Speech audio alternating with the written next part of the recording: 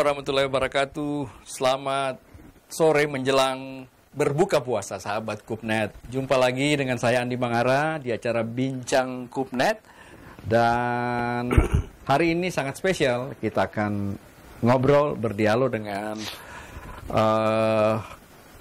Ketua Koordinator Presidium KAHMI periode 2022 sampai 2027. Jadi 5 tahun ya. Bapak Muhammad Natsir ya. Apa kabar? Baik. Iya kan. Atletis badan ini ya. Olahraga selalu ya. Bugar terus. Berkah Ramadan ya. Dan partner saya ini penasihat KAHMI juga sehari-hari adalah Ketua Komisi Informasi Sulawesi Selatan, Pak Pahit Halim. Assalamualaikum Pak Pahit. Alhamdulillah aman. Ya, kalau lihat kopi Pak Pahit ini sahabat Kupnet sepertinya mau ada protes asas tunggal. Kalau bisa flashback ya, udah ada. Mau dua periode ya. Dua lebaran ya. Baik, ini kita segera tancap gas. Kita akan berbicara tentang bagaimana posisi KAHMI dalam merespons problem bangsa. Jadi kalau kita bisa urut ini problem bangsa cukup banyak ya. Ada persoalan pengangguran yang begitu banyak di kalangan intelektual muda, ya, tenaga terdidik. Kemudian ada tentu saja kesenjangan yang makin melebar ya, dan ya banyak lagi problem lain. Itu dari pandangan saya. Mungkin dari pandangan Pak Muhammad Natsir nih melihat apa ranking yang paling besar dari problem bangsa yang mesti KAHMI respons ini. Siap. Ya, makasih Bung. Iya. Andi Mangara. Nah, kalau kita bicara KAHMI, kita kembali dulu ke dasar dia dibentuk. Dasar dia dibentuk sebagai organisasi kekeluargaan para alumni himpunan mahasiswa Islam. Oke. Kalau jadi kita turun lagi dari fasenya ke bawah, bahwa himpunan mahasiswa Islam ini hadir untuk merespon permasalahan umat dan permasalahan bangsa. Oke. Nah, gagasan dasar ini yang sampai hari ini menyebabkan KAHMI tetap ada, ataupun HMI tetap ada. Persoalannya kemudian adalah ke depan fokusnya KAHMI itu sendiri atau HMI adalah apa untuk merespon masalah keumatan kebangsaan tersebut.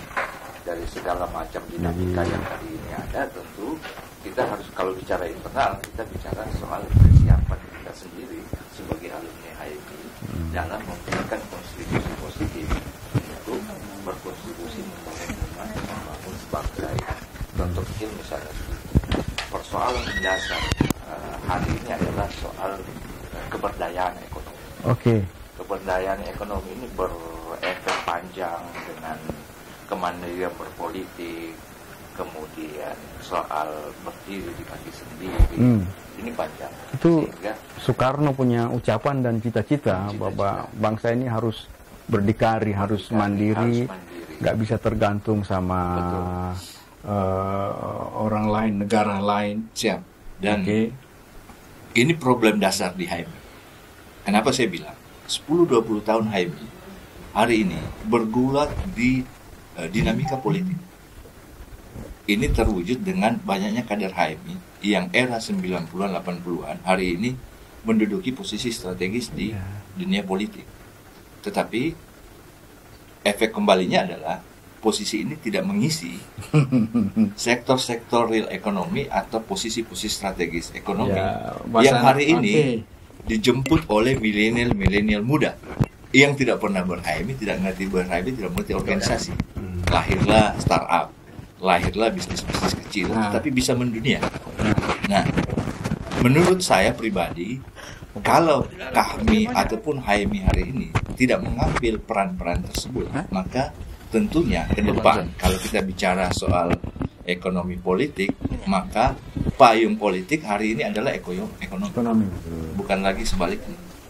Payung politik adalah ekonomi. Sehingga politik ada panglima, tapi ekonomi harus baik dulu. Ekonomi harus menjadi pondasi untuk politik, kebangsaan, keumatan bisa tumbuh dengan benar Jadi tumbuh dengan benar, bukan tumbuh dengan baik lagi, tumbuh dengan benar. Oke, kita tahan sedikit nih, setengah menit nih, ada tamu kita nih, Pak Bahtiar Manajang ya. Siap. Ya. Ini milenial atau apa? Milenial. Mengakunya milenial.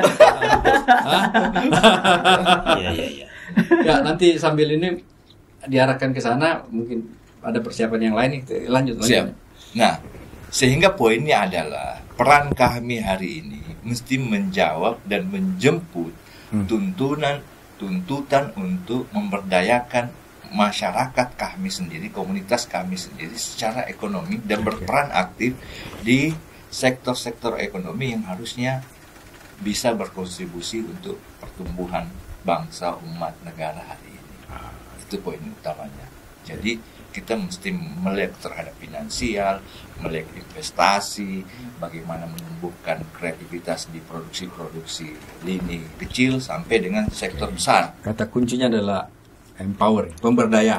Kita berdayakan teman-teman kami. Kalau mereka sudah berdaya, mereka bisa berbuat. Mereka gitu bisa ya? berbuat. Jangan sampai kayak sekarang. Kenapa sekarang? Sekarang begini, kami ini pesilat semua. Hah? Pesilat. Maksudnya? Pesilat dengan jurus yang mumpuni. Bisa apa saja. Bisa apa saja. Tendangan. Tetapi begitu pertandingan tidak bisa bayar formulir. Akhirnya tidak ikut. Jadi cuman dari luar bisa ngomong, tetapi begitu dia masuk dalam sistem, begitu mau pertandingan dimulai, formulir nggak bisa dibayar. Ini ungkapannya luar biasa nih. Pak Pair kasih komentar. Mic-nya belum terpasang barangkali. Udah ada ya. Iya. Pak Bahtiar Manajang ini salah seorang anggota Presidium Kahmi ya. Siap. Oke, silakan. Tadi ini komentar menarik, mungkin perlu lebih dipertajam tentang teman-teman kami yang fokusnya ingin diberdayakan secara ekonomi dan melek politik ya. Gimana? Ya, terima kasih banyak. Saya kira memang apa yang disampaikan koordinator Presidium bahwa kalau bahasa beliau adalah bagaimana memaksimalkan peran anggota kami itu sendiri. Mungkin kalau bahasanya saya itu memang kami ke depan harus melakukan dua penguatan sekaligus. Apa itu? Penguatan internal dan penguatan eksternal. Oke.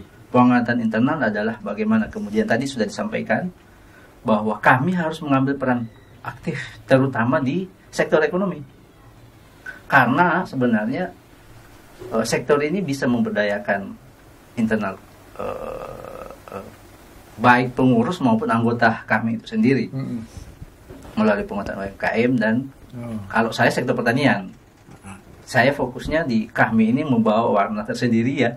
Bagaimana kemudian sektor pertanian ini menjadi ruang penguatan organisasi, melibatkan kader HMI untuk bisa mengambil peran di sektor pertanian. Bisa lebih jelas tegas nggak sektor pertanian kegiatan seperti apa? Ya, sebelum saya ke sana, yang kedua adalah penguatan eksternal. Mengambil peran yang lebih luas. Bukan untuk sektor di internal organisasi, penguatan internal organisasi. Nah, kalau saya sih menurut saya gini, bangsa ini termasuk Sulawesi Selatan adalah boleh saya sebut Indonesia adalah negara agraris. Sulawesi Selatan apalagi daerah agraris. Potensi pertanian kita sangat besar. Agraris dan maritim. Agraris dalam artian pertanian dalam arti luas. Ketika saya menyebut agraris itu termasuk peternakan, perikanan, kelautan. Jadi satu kesatuan kalau saya menyebut agraris. Jadi sebenarnya peran ini yang sektor ini yang belum dilihat sebagai sesuatu yang menjanjikan secara ekonomi. Jadi di kami ini saya mendorong sebenarnya ada 3 hal yang mudah-mudahan kita bisa melakukan selama periode kita kepengurusan kami Sulsel. Panjang loh, 5 tahun pasti bisa ya. Pasti bisa. Makanya 3 hal itu mudah-mudahan bisa menjadi pelatuk perubahan untuk bagaimana kita secara internal melakukan penguatan-penguatan ekonomi, baik untuk mendorong masyarakat umum maupun penguatan internal kita sebagai alumni HMI. Karena betul tadi kita punya teori yang luar biasa. Kita kalau alumni HMI selesai di persoalan gagasan, tapi implementasi rasa-rasanya kita cocok ketika kita menyebut HMI itu terlalu melangit. Jadi lupa untuk membumi. Kaya gagasan tetapi betul. Secara ekonomi dia weak, agak lemah gitu ya. Iya. Itu pada umumnya. Pada umumnya seperti itu. Dan kita rasakan, kami juga merasakan itu. Saya kira kita harus bergerak maju, meninggalkan situasi ini. selain kita kaya gagasan, saya kira menjadi pelaku di sektor ekonomi harus berdaya, betul ya. Berdaya. Ya, jadi contoh misalnya kita akan mendorong bagaimana kemudian kami Sulsel punya koperasi. Koperasi yang akan kita bentuk. Dalam waktu dekat setelah pelantikan insya Allah kita akan godok pembentukan. Kapan dilantik, Pak? Rencana di tanggal 28 Mei. Mei nanti. Lebaran. Dilantik. Yes. Iya. Gitu ya. Iya, jadi itu kemudian menjadi lembaga yang laba nantinya.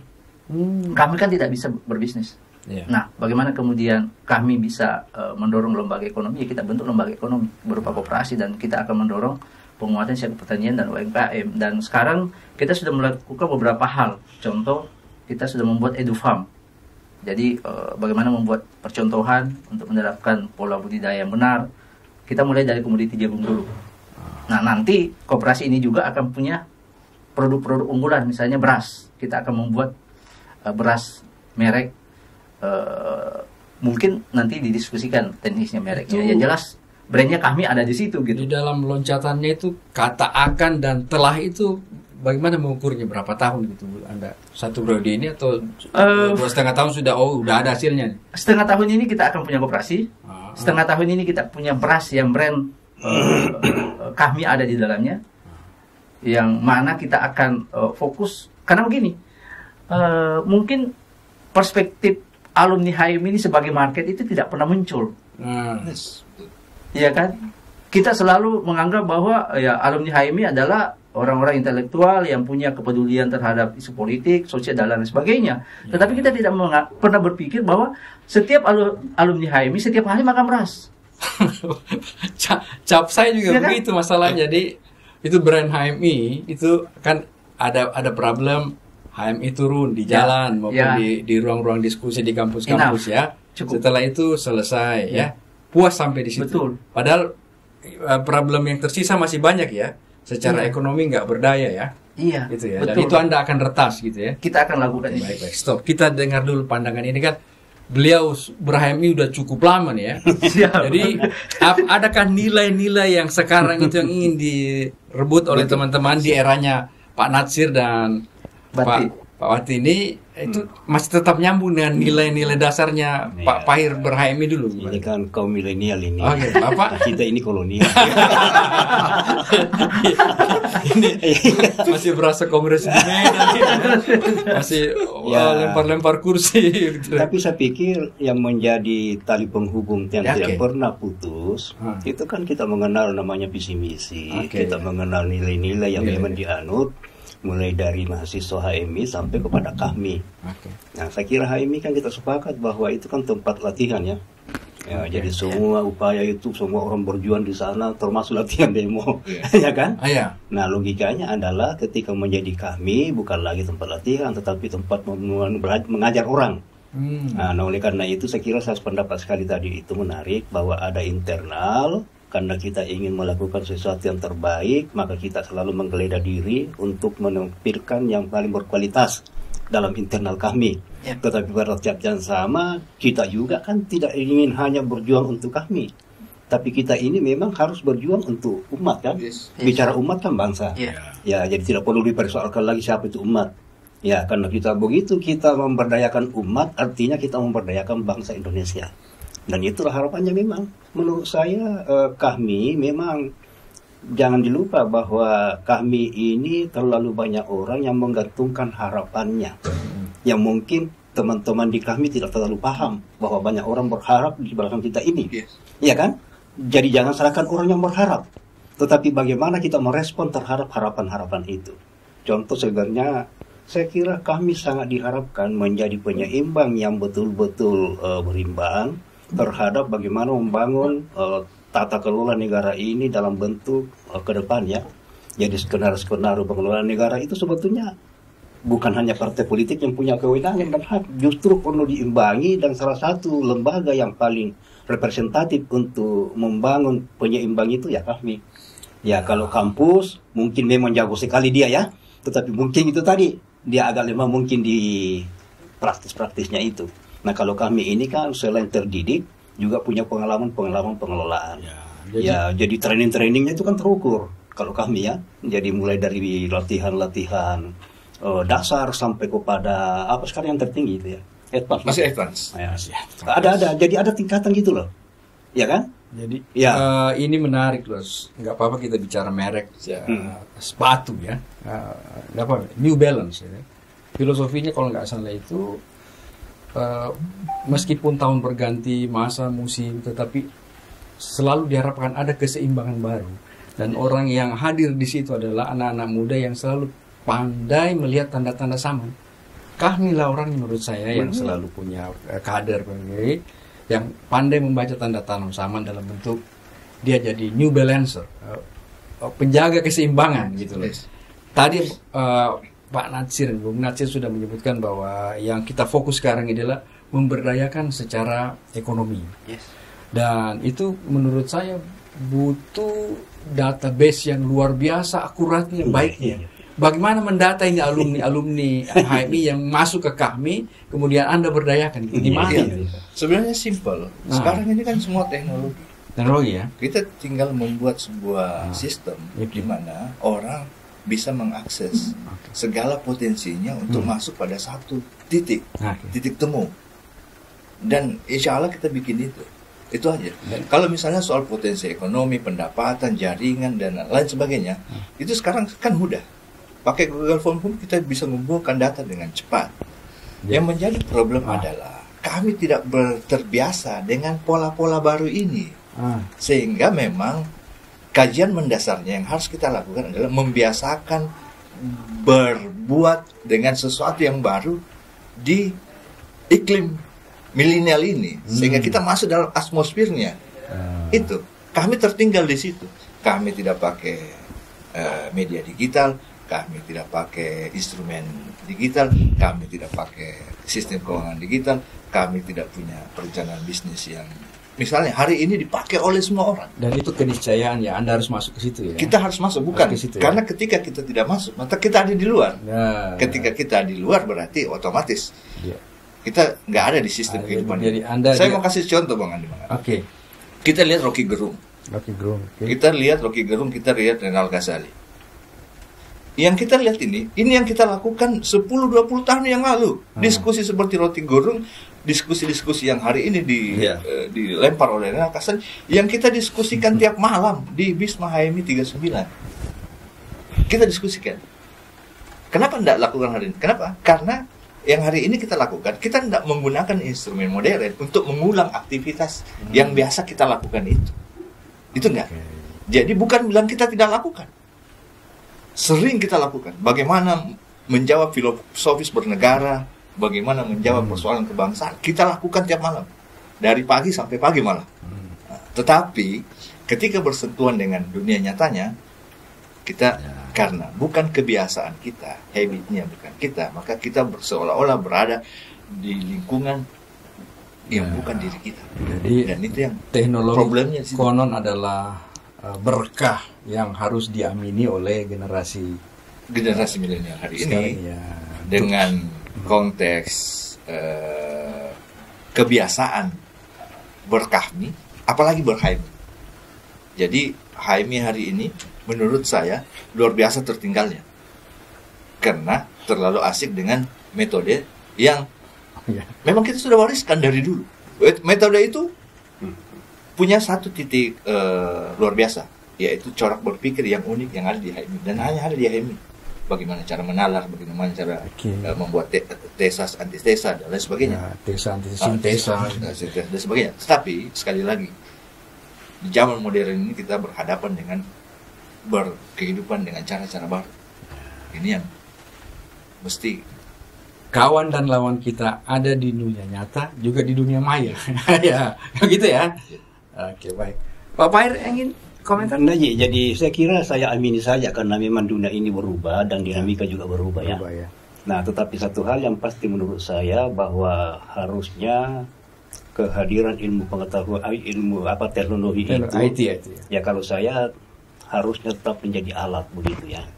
Jadi alat bantu yang bisa memudahkan usaha-usaha manusia itu untuk dicapai.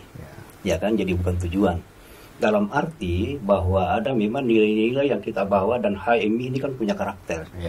Ya, jadi karakter dalam arti punya identitas yang konkret, bahwa kemudian dia belum memanfaatkan secara optimal teknologi itu untuk mewujudkan mimpi-mimpinya. Saya kira kita setuju semua ya, dan itu tidak boleh lagi.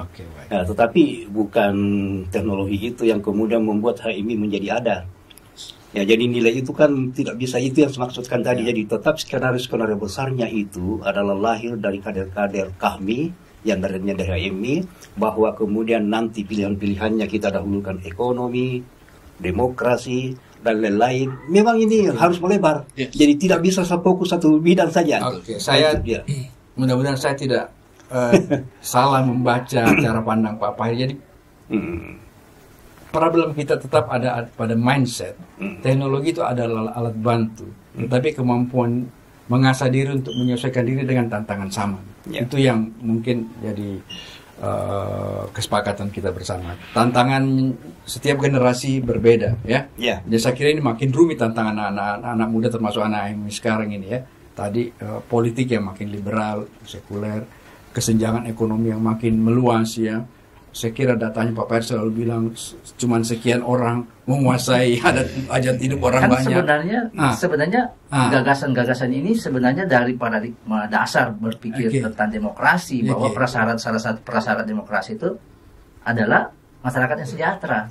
Nah, masyarakat sejahtera itu hari ini di Indonesia masih jauh dari situ. Jadi kelas menengah ini dan kelas miskin ini masih sangat besar di struktur sosial bangsa Indonesia, dan syarat menuju ke sana kalau kita ingin berdemokrasi yang benar-benar dengan nilai yang tinggi, masyarakatnya harus sejahtera dulu. Karena bagi saya kalau suatu negara masih miskin, menuju demokrasi kita banyak indeks loh. Indeks pembangunan manusia salah satunya adalah IPM kita rendah ya. Itu yang jadi ditekan kami juga ya. Ya, betul. Dia harus pintar, berdaya secara ekonomi ya. Dan yang tidak kalah penting sebenarnya adalah partisipasi kita untuk kemaslahatan orang banyak ya. Public utility gitu loh. Di mana kami harus hadir di situ ya. Harus hadir di situ ya. Dan untuk hadir di situ kita butuh skill ya. Kita butuh knowledge. Butuh finansial. Butuh cara-cara baru itu tadi. Karena kalau tidak ada ya, saya kira seperti tadi, dunia ini harus kita masuk dan bermain di dalam. Kalau tidak kita di luar dan jadi penonton. Pasti itu. Dan dulu soal waktu saja. Nah, kalau kita menyentuh soal ekonomi, berarti kan kita sebenarnya menyentuh soal entrepreneur.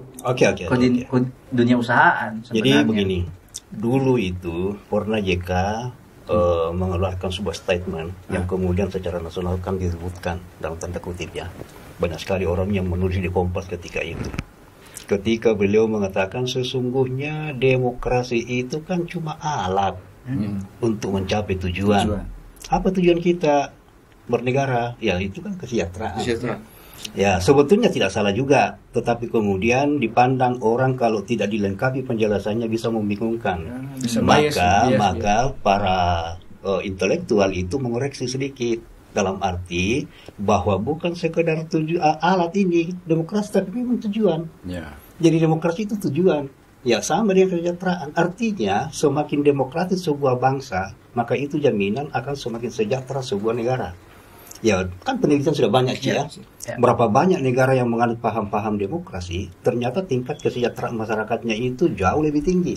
Jadi bukan sejahtera dulu, tidak mesti, ya kan? Nah, dibandingkan negara-negara yang menganut di luar itu, di luar demokrasi, ya kan sederhananya begini. Kalau tidak menganut paham demokrasi, ya pasti itu otoriter. Kan begitu ya? Tidak ada kangentaranya. Ada pesan yang menarik loh. Baru-baru ini di sebuah media besar bahwa kalau kita tidak pandai merawat ini yang namanya buah demokrasi, putaran baliknya adalah otoritarian. Nah itulah, kan kita sudah baca semua itu bukunya itu siapa itu. Jadi, bagaimana? Dan ini ada tanda-tandanya gitu. Ada tandanya. Kalau tanda-tandanya begini. Prof. Adi Suryadi Cula mengatakan bahwa demokrasi akan dibunuh oleh dirinya sendiri. Betul. Jadi susah dia kalau tidak bisa dirawat, dan ini kan gini, aktivis media, aktivis kampus ya, dan masyarakat NGO sekarang ini ditekan atau tidak berani berbicara, kemudian resimnya makin kuat. dan itu menandakan bahwa akan terjadi yang namanya putaran balik itu tadi begitu. Oke, terus. Ya, jadi saya pikir hampir semua kita yang boleh dikatakan kelas menengah lah ya, kita ini itu paham semua bahwa negara ini harus demokratis. Tetapi berapa banyak orang yang justru melegalkan praktek-praktek otoritarian, praktek-praktek pembunuhan demokrasi, ya kan begitu ya? Nah, bagi saya salah satu lembaga yang cukup komit terhadap demokrasi yang kita bicarakan itu dalam arti yang sesungguhnya itu yang ada di pikiran itu ya kami. Ya, menurut saya tidak semua orang kita harus paksa berpikir seperti kita ini, ya kan? Karena di luar sana memang ya berapa banyak orang yang hanya memikirkan yang dimaksud demokrasi itu kalau ada manfaat yang saya bisa dapatkan. Ya kan begitu kan? Betul. Iya. Nah, padahal demokrasi ini kan ada logikanya sendiri. Ya, jadi ada aturan-aturan, ada prinsip-prinsip. Tidak persoalannya apakah Anda dapat atau tidak, ya kan? Nah, jadi contoh sederhana sekali. Mengapa orang meributkan yang namanya ada rencana untuk menambah masa jabatan atau 3 periode? Ya kan begitu sederhananya, Pak. Ya kan? Dan termasuk teman kita Bahlil ada di situ. Tentu kita tidak bicara salah benar. Akan tetapi cara pandang kita adalah mana pandangan yang pas, mana pandangan yang kurang pas. Tentu pandangan yang mengatakan perlu ditambah itu pandangan yang kurang pas. Ya kan? Ya, kita jangan katakan salah. Mengapa? Karena sudah ada platform kita yang namanya konstitusi yang menetapkan. Kita sekira kembali lagi sedikit ke 9899 kita dapat semua kan? Nah, apa yang dipersoalkan dulu? Yang membuat ini ada reformasi 1 poin saja. Pembatasan masa jabatan presiden 2 periode saja. Enough is enough. Itu yang lain-lain itu kan ikut aja lain-lain kan. Ini pesan betulnya. Nah ini artinya kalau ini sudah disepakati maka yang lain itu bisa diatur. Tapi kalau ini kacau balau, semua kacau lagi. Nah inilah yang dimaksud ini cara berpikir kita ini yang berbeda dengan banyak orang. Nah kami menurut saya tentu Bahlil dalam konsep ini kan dia sebagai menteri, ya kan, walaupun kader. Artinya menteri barangkali juga memang ada pandangan-pandangan kenegaraan yang berbeda, ya kan? Ya, mengapa berbeda? Di situ tanya poinnya, karena ada kepentingan di situ. Jadi orang yang merasa berkuasa sangat berjasa kepada negara merasa bahwa kami ini perlu tambahan ini karena ada cita-cita besar yang kami mau golkan kan begitu, ya kan semangatnya. Ya, tetapi dia lupa bahwa ini kan sudah ada platform bersama, tidak boleh dilanggar oleh apapun, dengan cara apapun, ya kan? Itu konsensus kebangsaan. Itu kan ya, yang kayak bapak-bapak kita di BPUPKI sudah berpikir rumuskan luar biasa. Ya, dan saya kira 9899 ini kan kita semua dapat, ya kan? Dulu itu kita cuma bercita-cita, begini yang namanya founding father memikirkan negara ya. Ketika reformasi kan kita ikut merasakan bagaimana dia punya gejolak, bagaimana riaknya, ya kan? Nah, tiba-tiba belum pagi meninggal, tiba-tiba mau berubah lagi, ya kan begitu. Ya, jadi itu kalau saya itu selalu kembali ingat ketika reformasi itu digulingkan, apa menjadi poinnya? Pembatasan masa jabatan presiden. Itu aja itu yang lain ikut. Kalau begitu ini sakral, itu mestinya itu kan. Ya itu dia ya. Sayang waktu kita terbatas, tapi tidak berarti membatasi komentar terakhir teman Pak Bahtiar dan Pak Natsir ya. Saya punya kesan dan mungkin banyak juga kesan orang lain. Biasanya organisasi besar, politik atau organisasi seperti kami ini ramai pada satu pemilihan ketua. Kita tidak sayup-sayup terdengar apa kegiatannya, apa kiprahnya. Itu harus kita lawan juga. Nah, saya ulangi kembali pertanyaan saya. Apa yang akan kami buat untuk bangsa ini dan ke dalam untuk anggota-anggota, silakan Pak Bahtiar, dan terakhir akan ditutup oleh koordinatornya. Oke, pertanyaannya sebenarnya mengarah tadi di awal saya sampaikan bahwa sebenarnya kami jangan kemudian seperti persepsi umum bahwa hanya ramai di awal, karena sebenarnya kalau melihat komposisi presidium saja dari 7 presiden sosial ini bisa menggerakkan organisasi ini luar biasa. Nah, masing-masing tentu punya visi yang berbeda yang nanti disatukan dalam satu gagasan besar, visi besar dalam program kerja di kepengurusan 5 tahun ke depan. Nah, kalau saya tadi itu menyampaikan bahwa sebenarnya kita harus melakukan penguatan internal dan penguatan eksternal. Satu, penguatan internal adalah kemudian kalau saya bagaimana kita mendorong bank data. Bagaimana mendata alumni HMI yang ada di Sulawesi Selatan. Ini penting. Sehingga kita punya data tersendiri mengenai Berapa sih jumlah anggota real Sulawesi Selatan? Tapi kan data itu nggak digugat oleh BEM UI, enggak ya? Enggak ya? Itu bisa teknisnya nanti bisa didiskusikan dengan Batko, dengan HMI, tentu dengan MD di kabupaten. Itu bagian dari penguatan internal. Kemudian yang kedua adalah pelibatan teman-teman alumni HMI, penguatan internal di sektor ekonomi. Partisipasi ekonomi. Yang kita sebut mungkin ingin bahasa milenialnya itu adalah bagaimana kemudian alumni HMI berwirausaha, entrepreneur. Ya, karena tadi saya di awal saya dulu di sini menangkap bahwa sebenarnya banyak alumni HMI punya visi, punya gagasan, leadership yang hebat, tetapi pada saat mau masuk arena untuk menentukan kebijakan dan tidak mampu beli tiket masuk. Dia itu berserakan. Sekarang ada kami itu akan disatukan. Ya, harapannya begitu. Jadi empowering alumni ini harus di sektor pertanian. Nah, bagi saya sektor pertanian ini menjanjikan karena saya backgroundnya di pertanian. Saya ingin melibatkan teman-teman yang mungkin hanya persoalan pertanian, ya kalau mau makan ini nasi diproduksi petani, cukup. Padahal bertani bisa membuat kaya raya. Itu yang penguatan internalnya. Eksternalnya tentu adalah bagaimana mengejawantahkan tujuan daripada HMI dan kami itu sendiri. Karena bagi saya, kalau hari ini saya berbicara misalnya kepentingan pribadi dan keluarga, enough. Cukup. Untuk diri kita dan keluarga sudah cukup, selesai dengan diri kita. Tetapi apakah itu kemudian cukup bagi seorang yang pernah dikader di HMI? Tidak, ternyata kita merasa bahwa kemiskinan dan mimpi terwujudnya masyarakat adil makmur adalah bagian tanggung jawab kita. Sesuai dengan pembukaan konstitusi kita. Saya kira demikian. Sehingga tentu jangan selewengkan konstitusi. Saya setuju sekali. Dari tadi saya baca-baca ini. Betul sekali. Loyal to the constitution. Saya sengaja pakai buat Anda.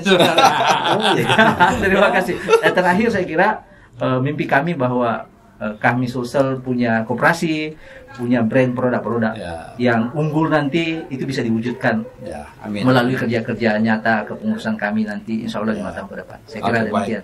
Terima kasih janji dan saya akan tetap menagih janji. Silakan Pak Koordinator. Silakan Pak Nasir. Kami jangan kita persepsikan sebagai lembaga atau organisasi yang bisa bikin apa saja.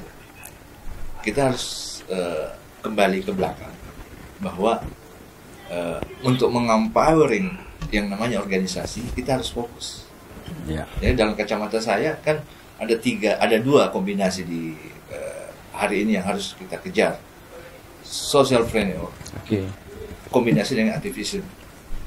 Ini yang tetap harus ada sebagai jantung daripada organisasi yang basis dasarnya kekeluargaan ini. Dua ini, kalau misalnya kita tetap fokus di situ dengan melakukan cara-cara manajemen baru, visi baru, orientasi baru, bergerak di atmosfer yang hari ini ada di lingkungan kita, insya Allah kami bisa grow up. Kader-kader HMI bisa mandiri, bisa berpikir dengan baik. Lahirlah ilmuwan, lahirlah akademisi unggul, lahirlah politisi tangguh, dan lahirlah ekonomi atau praktisi bisnis yang tentu bisa mengisi kekosongan yang hari ini tidak dilakoni oleh HMI atau kami sekali. Salah satu tugas yang bukan berat, yang cukup menantang adalah merubah cara pandang teman-teman HMI itu, yang menurut teman saya Pak Idrus Taba yang selalu mengutip pandangan tokoh demokrasi bahwa ada ratusan cara untuk menyatakan pendapat dan pikiran, 200-an ya. Tapi yang ada digunakan cuma satu, cuma demo aja di jalanan. Jadi itu juga termasuk tugas bapak-bapak semua nih, mengajarkan kepada teman adik-adik kita bahwa ada banyak macam cara sebenarnya, so many way ya, ada banyak macam cara ya. Dan kita bisa bersama-sama kami dan Kupnet ini untuk meramu ya, mewujudkan cita-cita teman-teman kami. Ada 1 menit, silakan, masih ada. Siap, masih ada 1 menit. Jadi kembali ke dinamika tadi, tentunya hari ini saya sendiri sebagai koordinator presidium, ada Bung Bahtiar sebagai presidium, punya tanggung jawab besar yang nantinya tentu dibantu oleh Pak Her sebagai penasehat kami untuk menjaga kita punya gagasan ini. Apakah gagasan saya, gagasan Bro Bahtiar ini realistis untuk kita aplikasikan dalam kurun waktu 5 tahun ini, atau ini hanya mimpi-mimpi dari kami? Dan itu tentu tugas berat seperti Bung Andi Mangara bilang, jangan sampai kita hanya hiruk pikuk di saat pelantikan ataupun pemilihan, tetapi di dalam prosesnya kita juga bagian daripada orang yang tidur, yang harus kenyang dengan mimpi-mimpi yang kita sudah set dari awal. Luar biasa, saya ditanya sama istri saya, siapakah mereka ini, luar biasa, ada di mana-mana, di Sungai Sadang, baliho bando besar, ada di mana-mana. Iya, setelah pilihan mana kegiatan? Iya. Tapi ini obrolan kita yang menjawab ya. Dan saya kira masyarakat akan menagih apa yang kita obrolkan. Ya mungkin cara-cara kami nanti kalau di kami ini karena kita mencoba hal-hal baru. Mungkin banyak orang yang mengatakan ini tidak ada masalah. Mungkin alergi. Ya, betul. Ya, betul. Saya kira kita tepuk tangan bersama. Terima kasih Komnet. Obrolan menurut saya sih singkat tapi padat ya, dan kata kuncinya adalah dua, kita kolaborasi, sinergi untuk memberdayakan bangsa ini, lebih fokus pada teman-teman kami sendiri ya. Saya Andi Mangara, demikian akhir dari Bincang Kuknet.